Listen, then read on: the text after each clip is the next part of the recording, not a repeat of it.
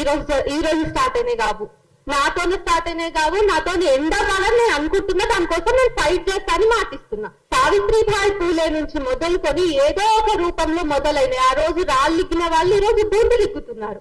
నిజానికి అందరికి తెలిసో తెలియదో, నేను 2 ఏళ్ల క్రితం మొదటి వీడియో చేసినప్పటి నుంచే లకారాన్ని నాకు బిరుదుగా తీసుకున్నా.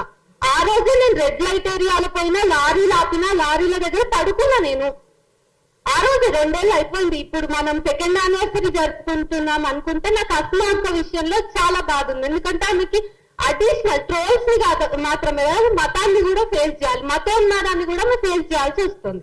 ఎక్కువగా నన్ను ట్రోల్ చేసే వాళ్ళు జనసేన, బీజేపీ, ఆర్ఎస్ఎస్ వాళ్ళు ఉంటున్నారు. ఏదైతే జనసేన అండ చూసుకొని, లేదంటే ఎవరైతే పవన్ కళ్యాణ్ నరాన ఇంకించుకొని ఈ రోజు నన్ను అంటున్నారో, వాళ్ళ కూతురికి 2 ఏళ్ళు అటు ఇటు ఉంటాను నేను అంతే.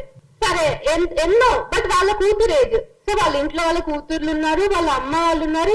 ఇక్కడికి పోకూడదు, ట్రోలింగ్ అక్కడి దాకా కూడా పోకూడదు అని నేను ఫైట్ చేస్తా.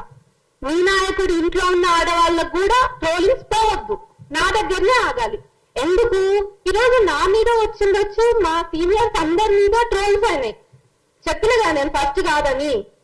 అయితే ఆపాల్సినటువంటి బాధ్యత, నైతిక బాధ్యత మన మీద ఉన్నదా లేదా?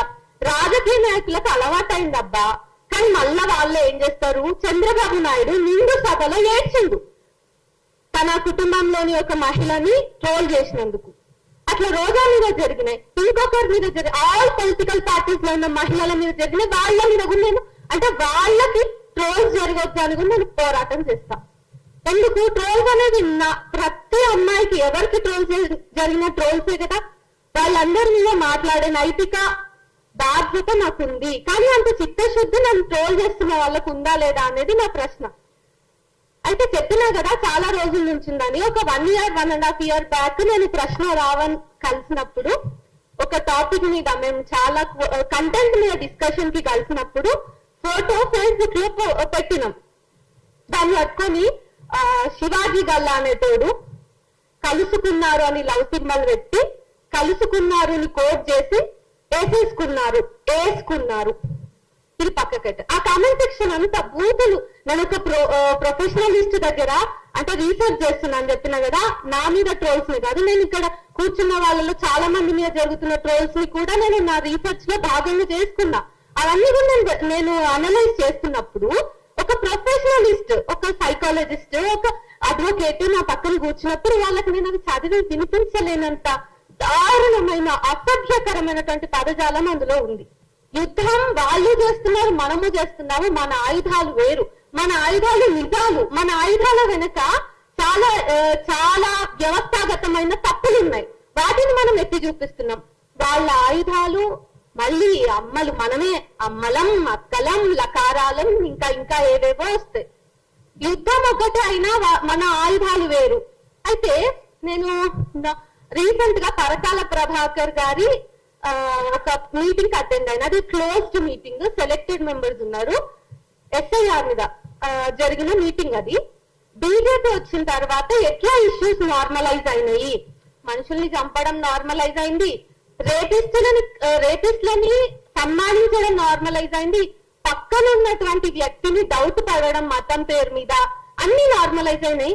అట్లనే ట్రోలింగ్ కూడా నార్మలైజ్ అయింది. అది కావద్దు అనేది నా బాధ.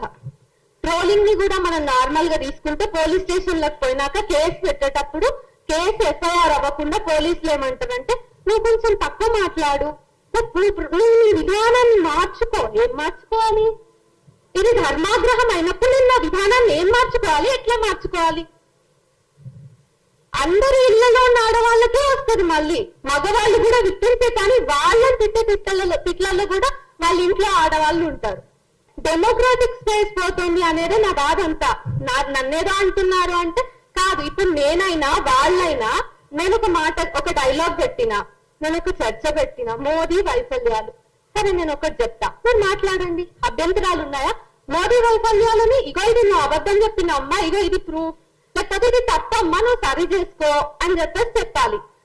నేనేదో చేసుకుంటా, నేను రీసెర్చ్ ఇంకా గట్టిగా చేస్తాను. నెక్స్ట్ టైం చేసే వీడియోలో ఫ్యాక్ట్స్ ని పట్టుకొని వచ్చే ప్రయత్నం చేస్తా. కానీ లకారాలు ఎందుకు వస్తున్నాయి? కొన్ని ఇయర్స్, ఒక 2 years బ్యాకే నలుగురు ఉంటాం. రఘు అన్న ఉంటారు, తులసి ఎట్టుంటది, ప్రశ్న రావని ఉంటారు, నేనుంటా, మా నలుగురు ముఖాలు ఉంటాయి, మాకు మొండాలు ఉండవు. కుక్క ఉంటది, కుక్క కొన్నిసార్లు అవి గొర్రెలు అవుతాయి. అసలు వాళ్ళు ఇష్టమైనటువంటి జంతువుల శరీరాలంతా మావైతాయి. కానీ మీరు చూడండి, గొర్రె శరీరాన్ని మాకు ఆపాదించిన, కుక్క శరీరాన్ని మాకు ఆపాదించిన, మా బ్రెయిన్ మాత్రమే మీ ఇష్యూ. మా బ్రెయిన్స్ మీ ఇష్యూ, కానీ మా బ్రెయిన్స్ అసలు చచ్చిపోవు కదా.